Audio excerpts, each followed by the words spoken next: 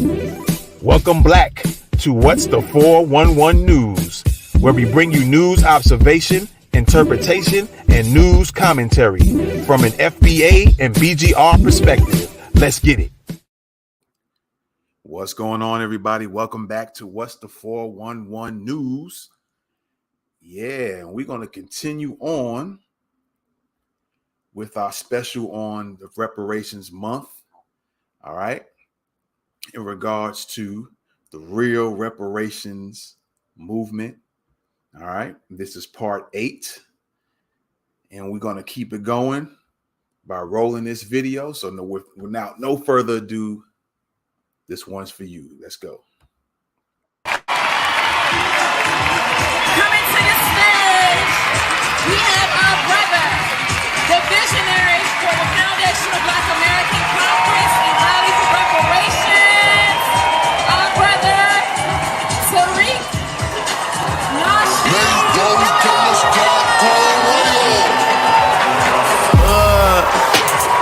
Checking for me, no one checking on me, so I had to go run up a check.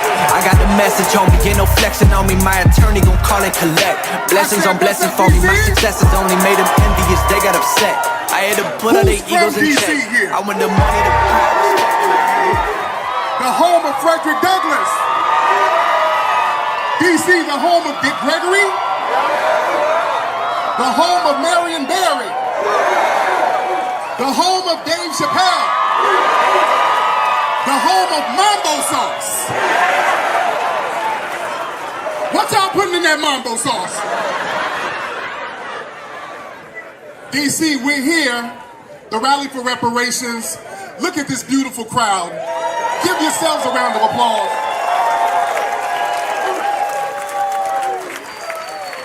Now, family, it's a couple of days before midterms. We're letting the political structure know we want tangibles as foundational Black Americans. And we're not going to let them redefine what reparations mean, right? Is reparations student loan debt? No. Is reparations HBCU funding? No. Is reparations minority business loans? No. Is reparations catfish nuggets? No. What's reparations? Money! What's reparations? Money! What's reparations? Money! Give yourselves a round of applause. Now, family, when we talk about reparations, we get the same 7 rebuttals from the dominant society, and we need to know how to address their rebuttals when we talk about what we need to get as far as reparations. The first thing that they say is, well, wouldn't reparations be divisive? Wouldn't that make people in the dominant society not like you? Are you here to be liked by the dominant society? Tina Turner told us, what's love got to do with it? We're trying to get our money. We're already divided, but they control our resources. So we want them to divide our money and give it back to us because we're owed a debt as foundational Black Americans. The second thing that they try to tell us is, well, other people suffered, it just wasn't Black people. Irish people were enslaved. Italian people were lynched. Native Americans were mistreated, and they're not complaining, so why are you Blacks complaining? Well, the thing is, these people are not complaining because they were compensated. The Irish, who were indentured servants, they got something called freedom dues after their contract ran out. They got money, land, and weapons. They were compensated. Then they were brought into white society to join all the benefits and reap all the gains of being white. When the Italians were lynched down in New Orleans, there was a situation where there was a mass lynching of Italians. Their families were compensated, and the country of Italy was compensated, and the Italians were allowed into white society to reap the benefits. The Native Americans, we know the red ones, they were compensated. They broke off all types of money, and many of them enslaved us as well, so they need to be cutting a check too. The third rebuttal that they have for us is, well, if you want to get reparations, FBAs, why don't you go to the Africans who sold you? Have y'all heard that one? Well, I say to that, number one, the African who sold us, well, he got a one-off. Number two, those countries don't exist no more. Those countries over there were colonized and they were absorbed into the white European power structure. So all of their resources were drained. So they need to get the resources from the white power structure in Europe that dominated them, while we're getting money from the white power structure that dominated us, the United States government.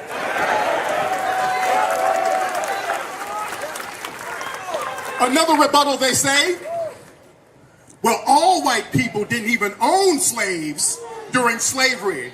So how are white people responsible? We didn't all own slaves. But it was a slave economy where everybody benefited from the slave economy. So if you were a white person in the 1800s working for the train station economy was built on the resources that were taken back and forth from the south to the north. So you owe. If you worked for an insurance company in the 1800s, yeah, you didn't own a slave, but you were insuring slaves and you were making money off slavery. If you were a white person in the 1800s working for a bank or a factory, you were getting all the raw materials and refining it in those northern factories, benefiting from slavery. So the whole economy was based on the labor of our foundational Black American ancestors.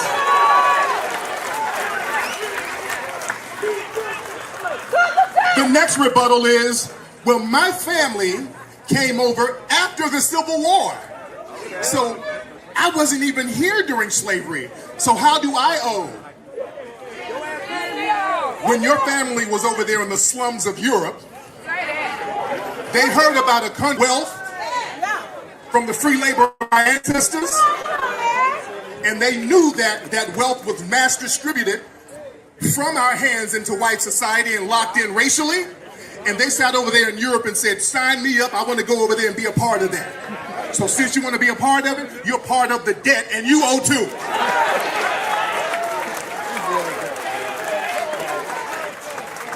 The sixth one they say is, well, there's already been reparations paid to Black people. Welfare and affirmative action. Number one, welfare was created for white women in the 1930s. Number two, most welfare recipients in America are white people in middle America. The welfare capital is Owsley County, Kentucky, where 99% of the people are white and on welfare. That's the welfare capital. And as far as affirmative action, we know that affirmative action benefits white women more than anybody. So is affirmative action reparations? No! Exactly. And the last thing they say, family, they say, well, listen, why should I, as a good white person, be on the hook for something that I didn't do? Why should my tax dollars pay for something that I didn't do? I didn't own a slave. Did any of you remove red Native Americans from their land? Your tax dollars go to pay for them now. Did any of you put people in concentration camps in Germany? Your tax dollars go to pay off some of the victims of the Holocaust. Did any of you put Japanese Americans in internment camps in World War II? But your tax dollars go to pay the Japanese families. Did anybody here fly a plane in the World Trade Center? You know some of your tax dollars go to those victims too. Did you create a war in Afghanistan? No. Billions of your tax dollars go to the Afghanistanian people.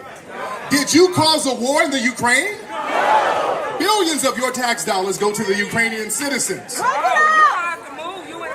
So since we're giving all of our tax dollars to these people who are not even citizens for the most part, we're going to make sure the real compensation and the real check is going to be cut for the people who deserved it, who built this country from the ground up, who cultivated the culture in this country. Foundational Black Americans, ladies and gentlemen.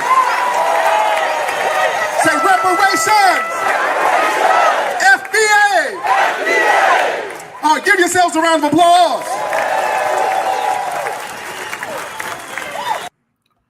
All right. So yeah, he touched made a lot of points. He hit on the 7 excuses that people will give out as to why black people, black Americans shouldn't get reparations, right?